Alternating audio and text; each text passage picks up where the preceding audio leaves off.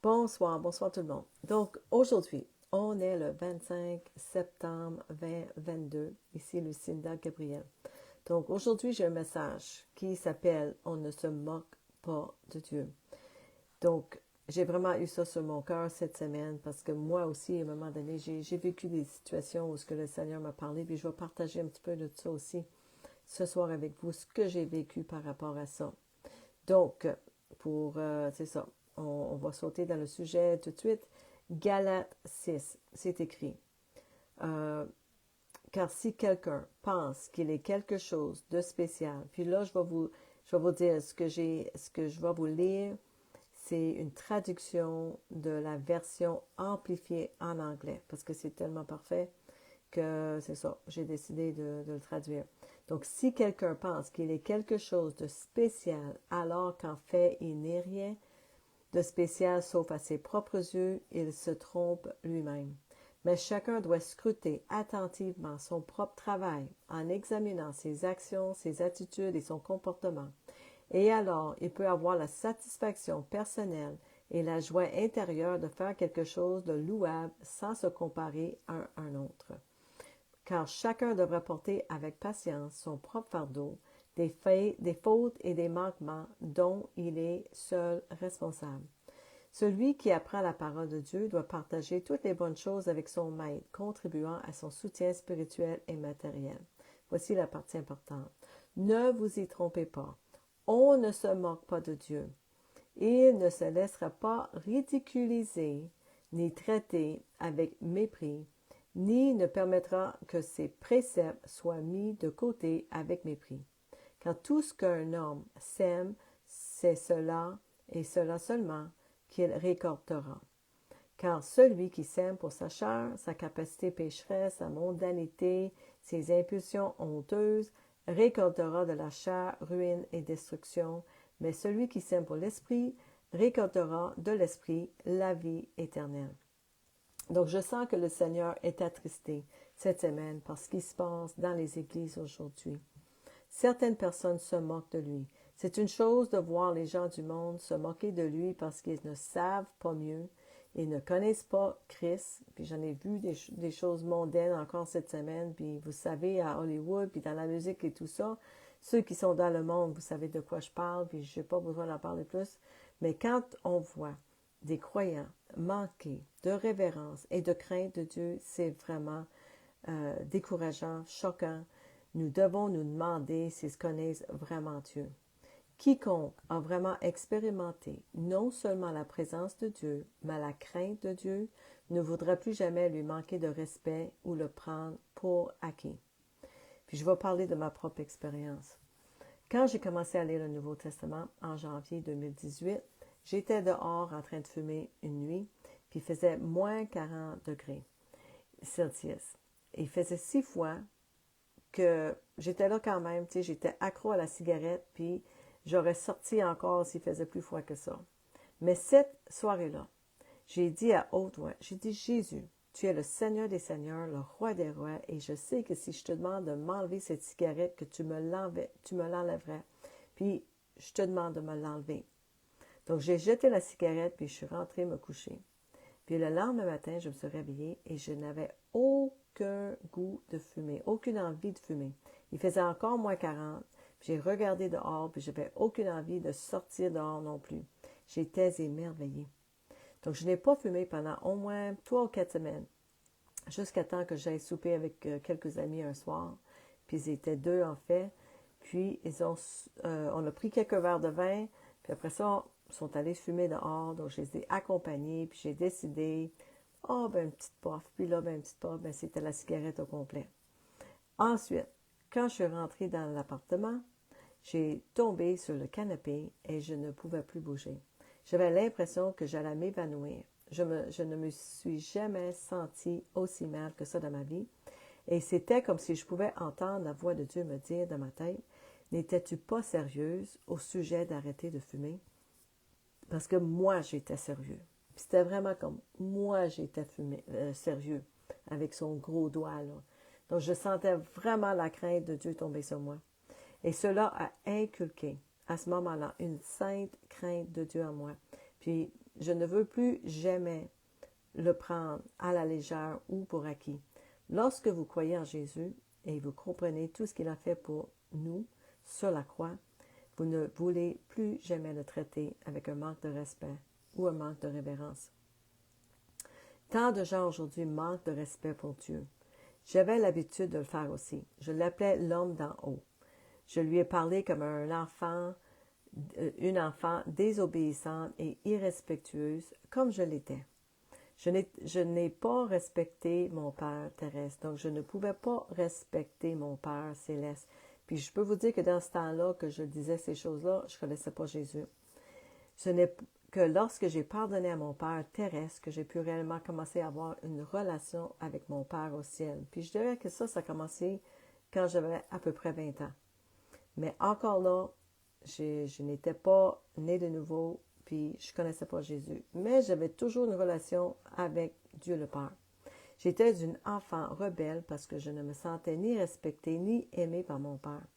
Et il y a une peur saine, puis une peur qui est malsaine. Par exemple, j'avais peur de mon père parce que je savais qu'il pouvait me faire mal physiquement, mais j'avais une crainte de ma mère. Puis j'avais peur de perdre son amour et son respect. Puis c'est ce genre de peur-là que nous devrions avoir envers Dieu. Une crainte qui nous donne envie de lui plaire. Donc, voici ce que j'ai entendu le Seigneur me dire cette semaine. Il y a des gens qui prétendent me connaître et utilisent des tactiques pour attirer des gens à moi de manière si irrespectueuse, comme si ce que j'ai fait sur la croix n'était pas suffisant. Je vais vous le répéter parce que c'était tellement... J'en ai pleuré. Je vais vous dire, j'en ai pleuré quand j'ai entendu ces mots. Il y a des gens qui prétendent me connaître et utilisent des tactiques pour attirer les gens à moi de manière si irrespectueuse comme si ce que j'ai fait sur la croix n'était pas suffisant. La croix était suffisante, mes enfants. N'essayez pas d'attirer les gens vers moi avec des tactiques séduisantes, une musique égocentrique, des guérissons magiques, rénovant vos bâtiments avec des tapis de luxe pendant que vous laissez les pauvres gelés et affamés dans les rues. Que dire de vos lumières de disco, vos jeans serrés, vos dents blanchies et vos cheveux décolorés? Pensez-vous vraiment que je suis impressionné? Tout ce que je vois, c'est que vous vous moquez du travail que j'ai fait sur la croix. Ça devrait vous ébranler, ça. Moi, ça m'avait vraiment ébranlé. Les premiers disciples prêchaient-ils autre chose que la croix et la repentance? Ils demandent. Faisaient-ils des tours de magie pour attirer des foules? Se sont-ils assis dans un bâtiment et ont-ils prié pour que la récolte entre? Non, ils sont sortis comme je leur ai commandé de sortir. Jésus a dit dans Matthieu 28, 19, « Allez donc, faites de toutes les nations des disciples, les baptisant au nom du Père, du Fils et du Saint-Esprit, leur apprenant à observer tout ce que je vous ai prescrit, et voici, je suis toujours avec vous, et même jusqu'à la fin des temps. » Amen. Que dit Dieu ici? Nous devrions-nous pas prier pour que les gens soient guéris? Oui, nous devrions imposer les mains aux gens et ordonner la guérison et la délivrance. Il ne faut pas en faire un show, comme si c'était à des fins de divertissement. Et nous devions ensuite partager aussi notre témoignage et l'Évangile avec les gens. Pas simplement poser les mains pour les guérir, pour que ce soit comme un show, un entertainment. On le fait pour démontrer la puissance de Dieu, qu'il est vrai, qu'il existe encore aujourd'hui, qu'il est encore vivant, puis c'est encore un Dieu de miracles. Tout ça dans le but de partager ce que Dieu a fait pour nous et partager l'Évangile. Donc, dites aux gens à quel point Dieu est incroyable, qu'il est merveilleux, puis ce qu'il a fait pour vous. Nous ne devrions pas avoir à leurrer ou tromper les gens pour qu'ils suivent Jésus, le seul et vrai Dieu. Ce qu'il a fait sur la croix pour nous sauver de nos péchés devrait suffire. Et si ce n'est pas le cas, la personne devant vous n'est tout simplement pas prête à le recevoir. Comme une chère sœur m'a dit un jour, Ce à quoi vous les gagnez à ça. Et c'est tellement vrai. Certaines personnes vont à l'église pour la musique et certains optent pour la vie sociale. Si la mort de Jésus sur la croix n'est pas suffisante pour que vous le vouliez, alors vous ne le méritez même pas et vous ne l'avez probablement pas non plus. J'ai parlé à une jeune femme cette semaine et elle a été baptisée par un pasteur à Montréal au mois d'août. Et depuis, toute sa vie s'est effondrée. Elle a parlé de son petit copain qui l'a quitté, de ses enfants qui se sont détournés, qui sont retournés contre elle. Elle a perdu son appartement. Elle se demandait comment elle pouvait encore aller aux États-Unis pour suivre des cours de guérison du nouvel âge. J'étais estomaquée, pour ne pas dire choquée, j'étais estomaquée. De toute évidence, cette femme ne connaissait ni Jésus et ni la vérité. Elle vivait toujours dans le péché après avoir été baptisée. Elle ne savait pas que ses pratiques de guérison New Age étaient une abomination pour Dieu. Elle n'était pas prête à tout abandonner pour lui. Elle n'était pas vraiment née de nouveau. Elle a pris un bain. Et malheureusement, beaucoup sont dans cette situation. Ils ne comprennent pas la repentance et la sainteté. Ils n'ont aucune crainte de Dieu. Ils sont induits en erreur et ils sont trompés. Dans 1 Jean 3, verset 9, « Personne né de Dieu ne pratique le péché, car la semence de Dieu demeure en lui, et il ne peut continuer à pécher parce qu'il est né de Dieu. » Beaucoup pensent qu'ils ont un aller saint pour le paradis. Rien ne peut être plus éloigné de la vérité. Ce n'est pas une fois sauvé, toujours sauvé, comme certains prêchent. C'est une marche, puis c'est une course. Nous sommes appelés à nous détourner du péché et marcher dans la sainteté, et ceux qui persévéreront jusqu'à la fin seront sauvés. Cette jeune femme m'a dit qu'elle ne voulait pas parler de Jésus non plus à tout le monde comme nous on fait. Et je lui ai dit, si tu ne veux pas parler de Jésus, ben tu l'as évidemment pas, ma belle. Parce que si tu l'aurais vraiment, tu ne serais pas capable de taire sur lui, même si tu le voulais. Parce que Jésus est la réponse à toutes les questions, puis la solution à tous les problèmes. Mais nous ne pouvons pas l'imposer à personne. Donc, pour moi, elle n'avait pas Jésus. Même si elle a été baptisée, elle n'a rien compris. Puis je trouve ça vraiment désolant et décevant. Donc, le problème avec certains évangélistes et pasteurs aujourd'hui, c'est qu'ils se vendent une version cheap, là. C'est le même qu'on dit en anglais, cheap, de Jésus. Un Jésus qui est amour, qui aime tout le monde, qui aime tout, puis tout est correct. Puis les gens, ils veulent un sauveur. Ils veulent être sauvés de l'enfer. Mais que se passe-t-il lorsque vous vendez un évangile de bon marché ou partiel? Bien, les gens veulent un sauveur, mais pas un seigneur. Et Jésus n'est pas seulement un sauveur, mais il est aussi un seigneur, puis encore plus que ça, il est un roi. C'est notre roi. Puis qu'est-ce qu'un seigneur? Selon le dictionnaire, c'est quelqu'un qui a du pouvoir, de l'autorité, de l'influence, un maître ou un souverain. Par conséquent, il a le pouvoir, l'autorité et l'influence. Il est notre maître et le souverain, le roi du royaume des cieux. Et quand nous disons oui à Jésus, nous disons non à nous-mêmes. Nous ne nous appartenons plus. Dans 1 Corinthiens 6, c'est écrit « Ou ne savez-vous pas que votre corps est le temple du Saint-Esprit qui est en vous, que vous avez reçu de Dieu, et que vous ne vous appartenez pas, car Dieu a été racheté à un grand prix. Glorifiez donc Dieu dans votre corps et dans votre esprit qui appartiennent à Dieu. » On appartient à Dieu. Colossiens 3.3, « Car tu es mort, et ta vie est cachée en Christ, en Dieu. » Donc, nous sommes morts quand on dit oui à Jésus. Rappelez-vous, nous sommes appelés à être comme Paul, qui a imité le Christ, pas comme Simon le sorcier, qui voulait simplement se donner un nom et faire des tours de magie avec le Saint-Esprit. Les gens doivent être appelés à la repentance, à se détourner du péché et à se tourner vers Dieu. Les signes et les merveilles doivent conduire les gens vers Dieu et le repentir et ne pas être utilisés pour nous glorifier nous-mêmes et se faire un nom. Et nous devons le faire de la même manière que Jésus et les disciples l'ont fait aussi, simplement en commandant la guérison et la délivrance au nom de Jésus. Nous voyons beaucoup de gens dans les rues qui guérissent au nom de Jésus, mais nous les entendons très rarement dire aux gens de tourner vers Dieu puis de se repentir de leurs péchés. Puis c'est ce que je sens que le Seigneur dit à propos de ceci. La révérence et la crainte de Dieu manquent, mes enfants. Tant de gens se glorifient et ne me rendent pas gloire. Ils doivent vérifier leur cœur. Tant de gens sont trompés et s'élèvent eux-mêmes en mon nom. Ils seront jugés pour chaque action qu'ils entreprendront. Nous devons voir Jésus tel qu'il est vraiment.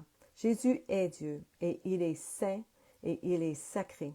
Les gens aujourd'hui, parce qu'il n'y a plus de bâtiment de temple, ils oublient à quel point Dieu est saint, puis que Dieu est omniprésent. Dieu est le même hier, aujourd'hui et éternellement. Donc, si nous regardons dans l'Ancien Testament, il y a des histoires qui nous montrent à quel point Dieu est saint. Donc, on voit, exemple, Uza, dans 2 Samuel, qui a tendu la main vers l'arche de Dieu et l'a saisie lorsque les bœufs ont trébuché. La colère du Seigneur brûla contre Uza et Dieu le frappa là pour son irrévérence et il mourut près de l'arche de Dieu.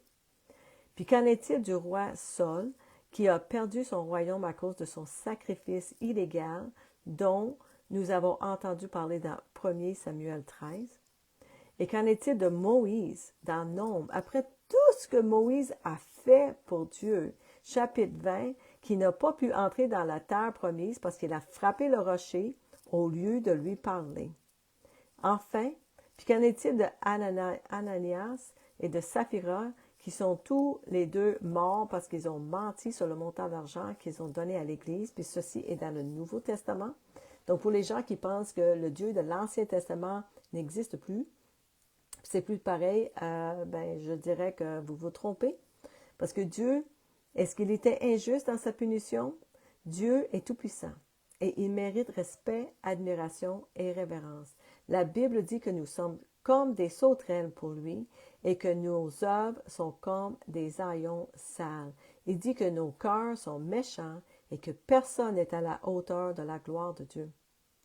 Tous ces gens dont nous avons entendu parler croyaient en Dieu. Ce n'était pas leur foi qui manquait.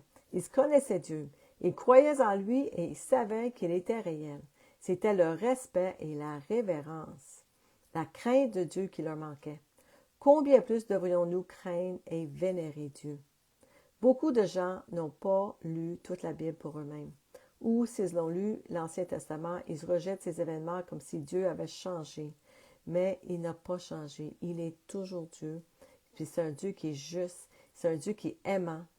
Donc, il est les deux.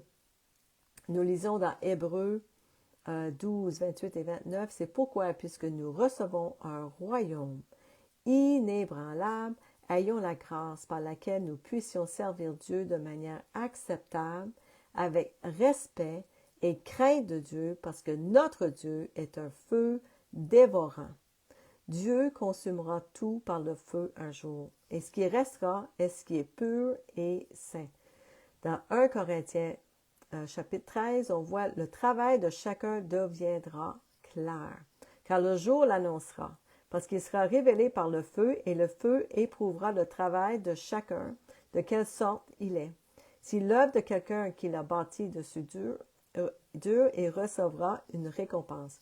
Si l'ouvrage de quelqu'un est brûlé, il subira un préjudice, mais lui-même sera sauvé, mais comme par le feu. Le blé et l'ivraie poussent ensemble, mais ne vous y trompez pas, les amis, ils finiront par être triés. Je vais partager Matthieu 13, la parabole du blé et de l'ivraie. Et il leur proposa une autre parabole en disant, « Le royaume des cieux est comme un homme qui a semé du bon grain dans son champ.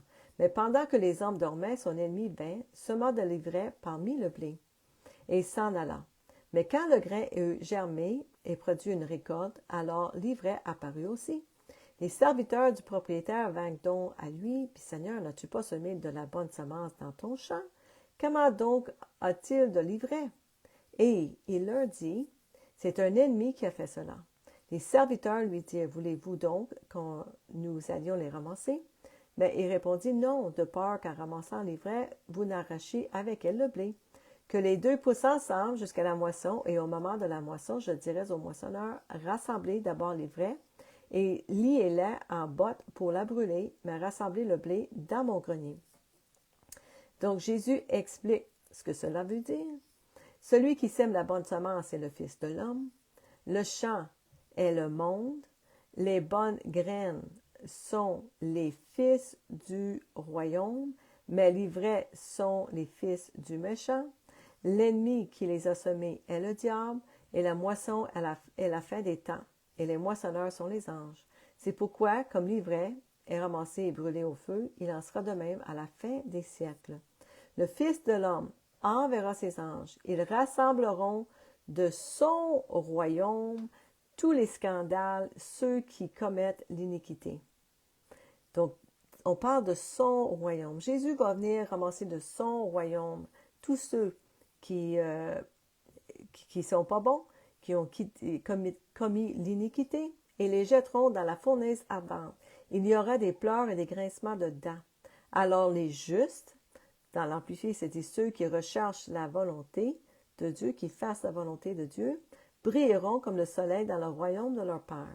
Celui qui a des oreilles pour entendre, qu'il entende.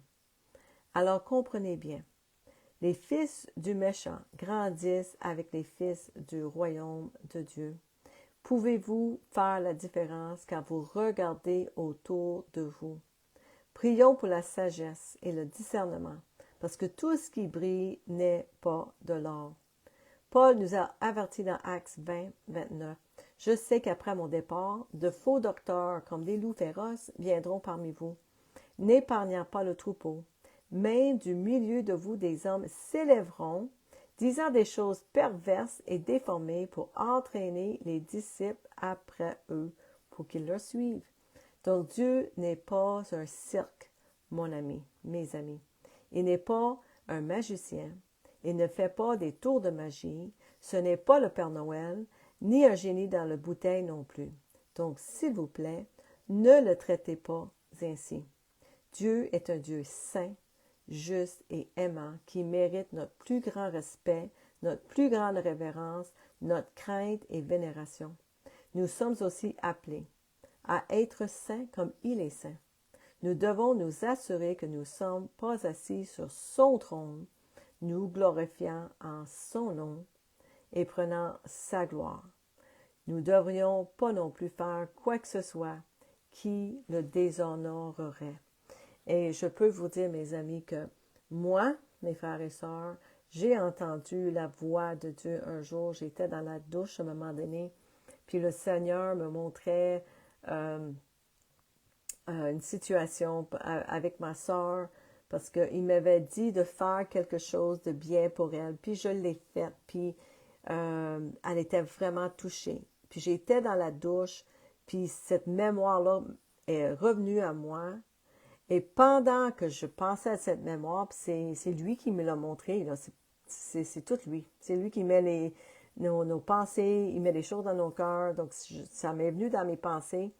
Et je pense à ma sœur, puis comment c'était merveilleux qu'elle était contente. Et là, il me dit carrément, ne prends pas ma gloire. Puis il me le dit en anglais, don't you go taking my glory. Donc, ne prends pas ma gloire. Parce que ce qui est arrivé avec ma sœur, c'était lui qui a mis cette idée-là dans mon cœur de faire quelque chose de bien pour elle. Et je l'ai fait parce que lui me l'a dit. Je n'avais aucune gloire parce que j'étais seulement obéissante puis une servante obéissante à lui. Je n'avais aucune gloire à prendre. Puis je vous dis, là, je l'ai entendu carrément, clairement dans ma tête de même. Puis c'est ça. Donc je veux vous avertir qu'on ne se moque pas de Dieu parce qu'il est un feu dévorant et un jour, tout ce qu'on aura fait va être brûlé par le feu et tout va être révélé devant tout le monde. Pourquoi qu'on a fait les choses? Est-ce que notre cœur était pur?